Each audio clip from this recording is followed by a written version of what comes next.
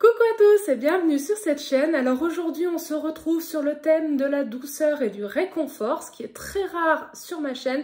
On va partir sur des goûters.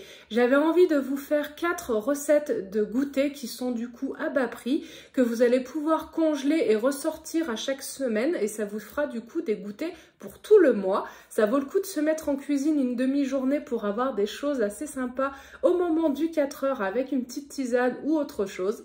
Ce matin déjà, je me suis réveillée avec la chanson de Baby Shark en tête. Donc déjà, le tableau est posé. J'étais en mode, voilà, j'ai envie de jouer, j'ai envie de choses sucrées, douces, etc. Allez, je vous montre la première recette qui sera un cake au potimarron et au chocolat. Rien que ça m'en donne l'eau à la bouche. Je vous montre les ingrédients. Donc il va nous falloir 120 g de chocolat ou alors des pépites de chocolat. Moi je trouvais que c'était plus économique donc je vais les broyer moi-même et tant pis si elles ne sont pas belles. Un sachet de levure chimique, 50 g de farine et 50 g de fécule. J'ai déjà tout mélangé à l'intérieur. Les épices de votre choix. Comme on part sur un cake au potimarron que voici, il en faut 250 g que je vais donc faire cuire tout de suite. Donc comme on part sur un cake au potimarron, j'avais envie un petit peu d'épices tendance spice latte, là, enfin je sais jamais le nom, pinky spice latte. Donc je vais mettre de la noix de muscade, je vais mettre un tout petit peu de gingembre, vous y voyez rien, merci la lumière. Et un peu de cannelle aussi, mais pas trop, j'ai pas envie que ça prenne le pas sur le potimarron. Je vais mettre une pincée de sel, ainsi que un petit peu de poivre. Je l'ai déjà fait, ça se sent pas et je pense que ça relève un peu le goût du chocolat quand même. Il faut 100 g de noix. Alors vous pouvez prendre n'importe quel oléagineux de votre choix. Moi j'ai plein de noix, donc j'ai pris des noix que je vais hacher finement, voire mettre en poudre si vous préférez. Moi je vais garder des petits morceaux, je préfère. Je vais prendre 45 g de sucre. Si vous avez du sucre roux, ce serait plus sympa au niveau du goût, mais je n'en ai pas. 2 sachets de sucre vanillé et 7 centilitres, on voit pas,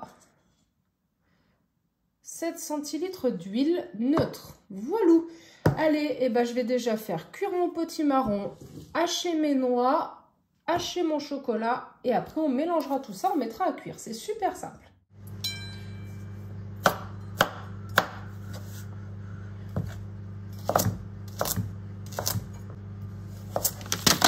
Bravo.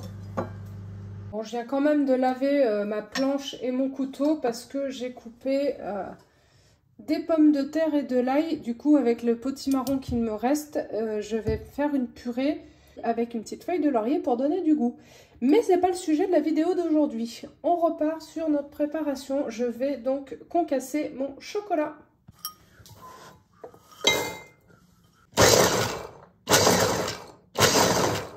Voilà, je voulais pas une texture trop poudreuse.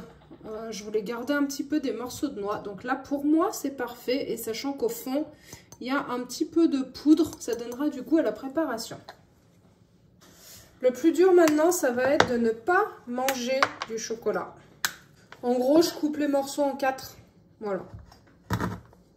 Enfin, s'ils veulent. Mon frère m'avait offert un couteau qui coupe super bien. Mais j'ai tellement pas envie de l'abîmer que je préfère user celui-ci jusqu'à la moelle avant de me sortir l'autre. Mais je pense qu'il va falloir. Et on va mélanger tous les ingrédients.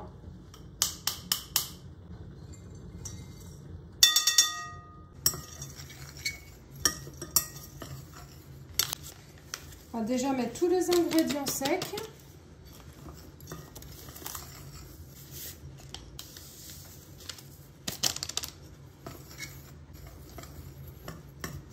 Les épices, allez-y, mollo. Dans les gâteaux, ça va très vite en termes de goût. Comme j'aime les épices, j'ai peur d'être déçue si j'en mets pas assez. Mais vu que c'est une première, dans le doute,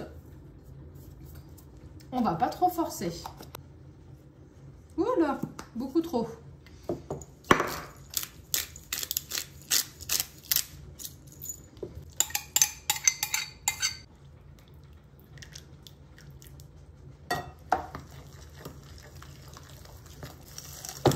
J'ai pas mis le chocolat tout de suite parce que le potimarron était chaud et j'ai pas envie que ça fonde le temps que je prépare mon moule et mon four. Donc je vais les mettre au dernier moment. Je prépare mes moules et je reviens. Mes petits moules sont farinés à la mode bourrine, mais farinés. Et donc je peux rajouter... Oula, ça a déjà commencé à gonfler. Merde.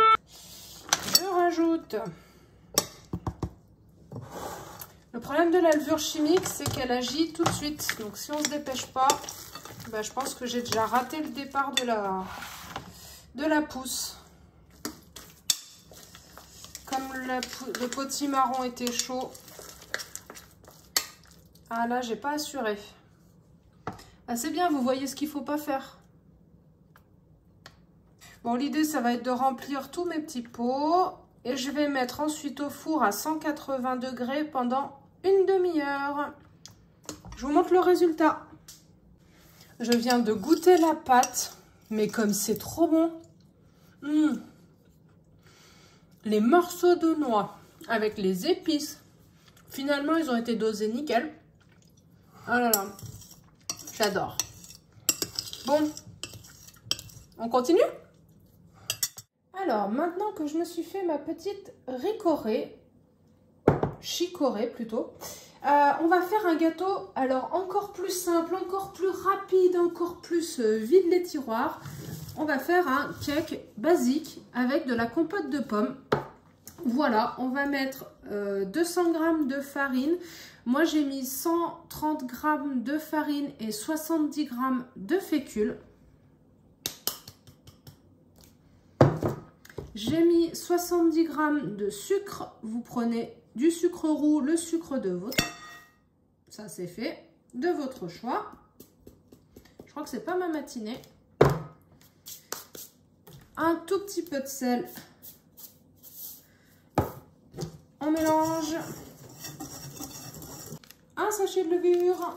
Le coquin, il voulait pas venir. Et là, on mélange la compote ainsi que l'huile, un petit peu de vanille ou autre arôme de votre choix. Ah, c'est pas mon jour. C'est pas mon jour. C'est pas mon jour. En fait, aujourd'hui, c'est la journée où j'ai dit que je me reposais parce qu'il me reste que 2 jours de vacances. Mais j'avais très envie de vous filmer des recettes. En même temps, ça me fait plaisir. Et voilà, on est bien. On verse tout ça dans notre moule fariné. Et je trouve vraiment que de mettre de la fécule, ça allège la pâte. Elle est quand même beaucoup plus légère que quand on met que de la farine. Vous pouvez rajouter par-dessus des amandes effilées si vous avez envie. Vous mettez tout comme vous voulez.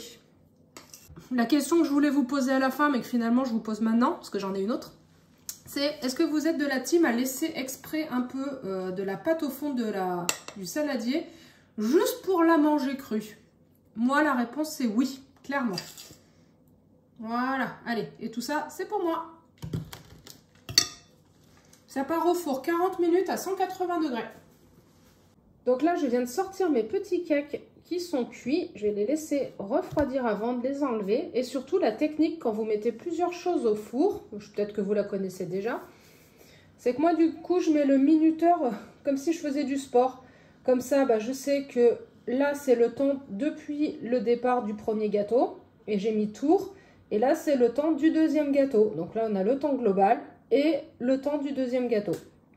Alors, on est parti pour la troisième recette. Mais avant ça, j'ai donc sorti mon gâteau qui était cuit finalement au bout d'une demi-heure et non 40 minutes. Donc, à voir en fonction de votre moule et de votre four.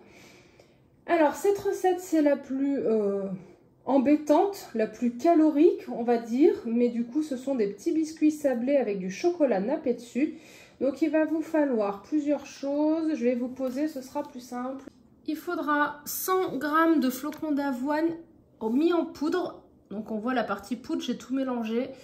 Et 80 de flocons d'avoine entiers. Dans tous les cas, tout va se mélanger, mais voilà, 100 g mixés et 80 g entiers. Une petite cuillerée à café de levure chimique. J'ai mis 60 g de sucre. Il faut 170 g de margarine très ramollie, presque pas fondue, mais quasiment. 3 cuillerées à soupe de lait de boisson végétale de votre choix. Une cuillerée à soupe de sirop d'agave ou de sirop de sucre de votre choix. Une petite pincée de sel et 200 g de farine. Donc je viens d'en perdre 30 g. 200 g de farine. Et pour le glaçage dessus, il faudra 100 g de chocolat fondu. Ce qu'on va faire, c'est qu'on va mélanger tous les ingrédients, pétrir, mettre au frigo, mais je vous explique tout ça.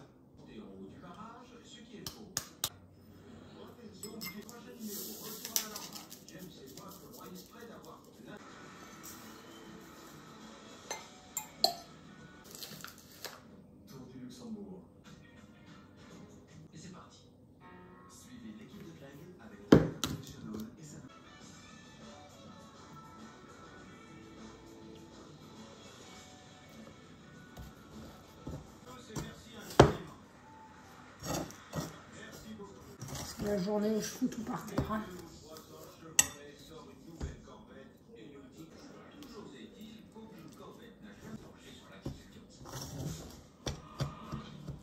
Et là donc l'idée c'est de mélanger à la main jusqu'à obtenir une pâte homogène et de faire 2 boudins. Donc vu que je me mon assistant qui est là, je lui demandais s'il veut bien pétrir pour moi tout ça. Et je vous montre le résultat à la fin. Mais à la cuillère, sinon, au pire, ça se passe pas trop mal. Ce serait juste un peu plus long.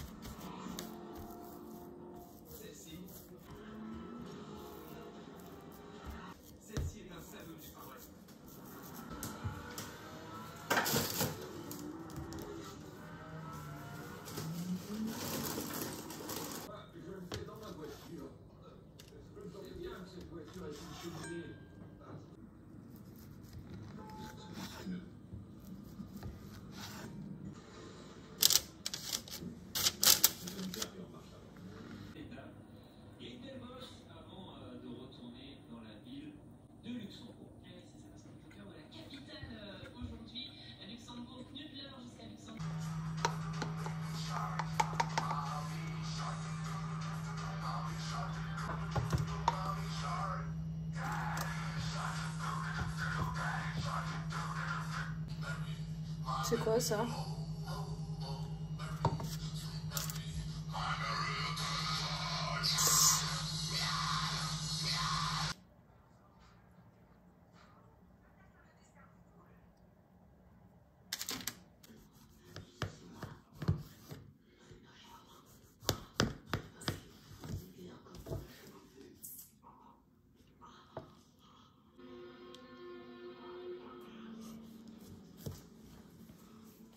On est le lendemain. Alors je sais que je vous avais annoncé 4 goûters, sauf que a priori ça va être mal barré pour la 4e recette que je voulais faire aujourd'hui. Nous sommes donc le lendemain. Je suis sur un projet couture pour un anniversaire. Je ne pense pas que ma copine passera par là.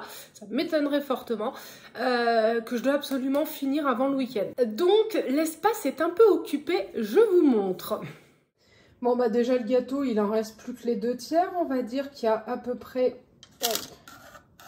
tout ça qui a été mangé déjà. C'est bon signe, c'est qu'il est bon. Pareil pour les muffins, donc bon il en manque que 3. J'essaye de résister. Je les garde pour pouvoir vous faire le final de la vidéo, mais bon ça va pas durer longtemps. Et les petits gâteaux sablés au chocolat, mon homme les adore, ils sont bien descendus aussi. Et donc voilà, comment dire, que les plaques sont prises entre guillemets pour faire du repassage. Et la table est pleine de couture et mon autre table d'appoint, regardez pas le bordel, est également pleine de couture. Enfin bref, c'est un peu compliqué de cuisiner là tout de suite tant que j'ai pas fini tout ça. Donc on verra si j'ai le temps, je vous filme la recette, sinon ce sera à l'occasion d'une autre vidéo. Je m'excuse. Donc j'espère que cette vidéo vous aura plu et que ça vous aura donné envie de faire vos gâteaux vous-même. C'est vrai que c'est quand même assez intéressant et une fois que le four est chaud, j'ai envie de dire, on peut enchaîner les préparations sans problème. La question de fin de vidéo est donc, quelle est votre Madeleine de Proust en termes de dessert ou de goûter, en tout cas en termes d'aliments sucrés? Quel est vraiment le dessert ou le goûter qui vous rappelle votre enfance et que vous adorez? En ce qui me concerne, ce serait la tarte aux pommes, mais en version gâteau. Donc c'était la recette que je comptais vous faire, mais je vais la faire dans la semaine prochaine. Je vous la filmerai et je vous la mettrai. En fait, j'adore les gâteaux aux pommes avec donc la partie génoise gâteau et par-dessus les pommes. Ou alors la même version avec les ananas qu'on met dessous et du coup qui caramélise. Enfin ça c'est vraiment mon gâteau préféré. J'attends de voir un petit peu qu'est-ce que vous vraiment vous adorez en dessert comme ça ou en goûter. Ça m'intéresse, ça peut être sympa d'échanger un peu là-dessus. Et je vais vous mettre comme la dernière fois quelques photos d'une balade que j'ai fait cette semaine. Je vous laisse en profiter tant qu'il y en a et je vous mets pas de photos de ma réalisation en couture parce que je ne voudrais quand même pas spoiler la personne concernée. En échange, je vous mets une photo de la table que je viens de rénover. Hop, je me décale et je vous la mets là sur la porte. Et je vous souhaite une très bonne fin de week-end, une très belle semaine et je vous dis à très vite. Bye bye!